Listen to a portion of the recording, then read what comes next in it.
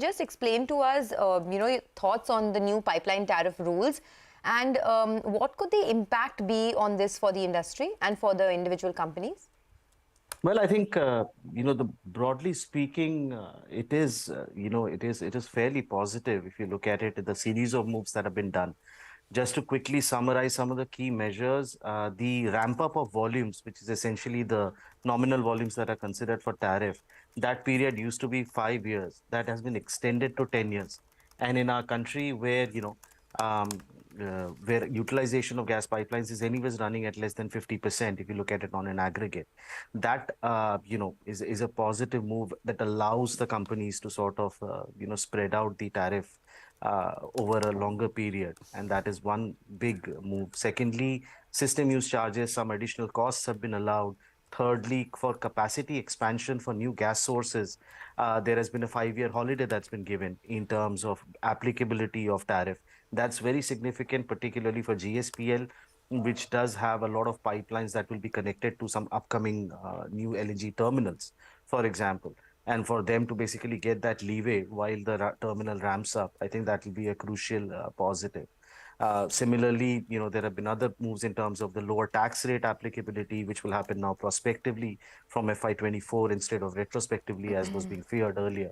Broadly speaking, there was an apprehension that tariffs would get severely cut specifically for GSPL to the extent of even 15 to 20%. I think that fear has largely been taken care of. Our rough cut estimates suggest it would probably be less than 10%, if not lower now. And, and it also sort of allows the newer pipelines and expansion pipeline to, sort of get set up without the fear of being penalized on the tariff front. Okay. So it's a fairly aggressive and a fairly reformist measure by the board. Okay. Hi, Probal. Thanks so much for detailing that to us. There'll be an annual escalation now in tariff on an annual basis. Earlier, I think it was 4-5 years odd. What's the formula they'll adopt, and what are you factoring in?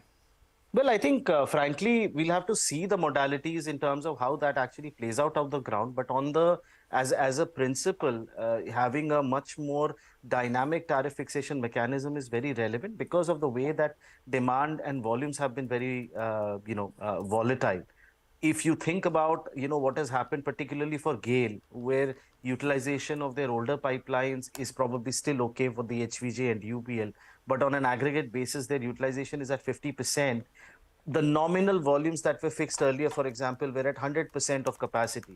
And therefore, you can have a 5-year period where you're literally getting underpaid and you're underutilizing, and that shows up in your return ratios. So the fixation on an annualized basis can probably at least correct it to the extent that you can. And I think that's a very, very positive move. Okay. How the methodology would be, I don't think the methodology would change much. It's just going to be on a 1-yearly basis and adjust for, changes in actual volumes and so on and so forth. But in terms of a timeline, what are you penciling in? When will the next tariff change come in from? Well, I think the documents and the amendments themselves state that, the applicability will be from the 1st of April, the uniform tariff, and these regulations, the pending tariff order should be in place by the end of this financial year. So even if it happens sometime in FY24, the applicability of these orders and the amendments will be essentially from the beginning of FY24. That's what we understand. Okay, all right. Probal, do you think that this change will take care of the commoditized segments of GAIL, like marketing, petchem, etc.? No. I think this is purely a measure for the transmission segment. Yeah. And therefore, the impact of earnings or, as and when they get revised, as and when we get the tariff orders, will be more significant for GSPL. Because, they had a lot of more pending issues with respect to expansions and new pipelines. GAIL obviously benefits because, transmission tariffs do get adjusted upwards, hopefully. But the overall impact on the stock should be minimal, is what our sense is right now.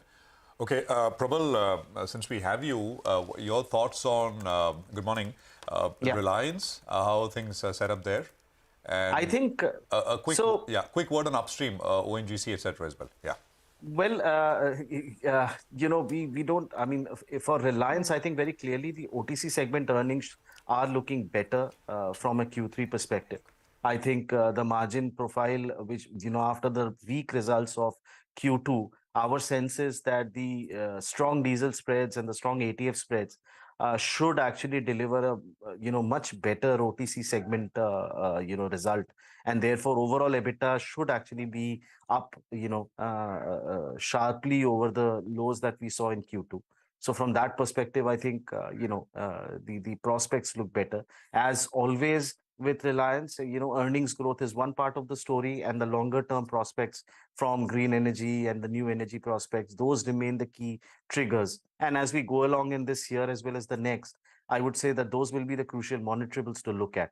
But from an earnings perspective, I would say Q2 does seem to be a bottoming out quarter, and things should look better from here.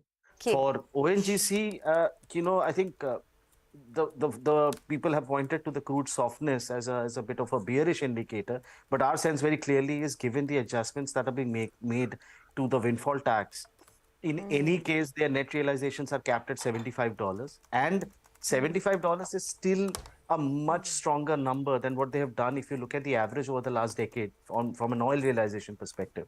And as far as gas pricing is concerned, even if the Kirit Parikh committee, as is expected, declares a slightly softer gas cost environment from the current levels of 8.6, anything over 6.5 is still fairly lucrative, at least for their legacy assets. And for the newer KG Basin asset, they would probably anyways get a premium gas price, which should be closer to a long-term contracted LNG prices somewhere with some discount here or there.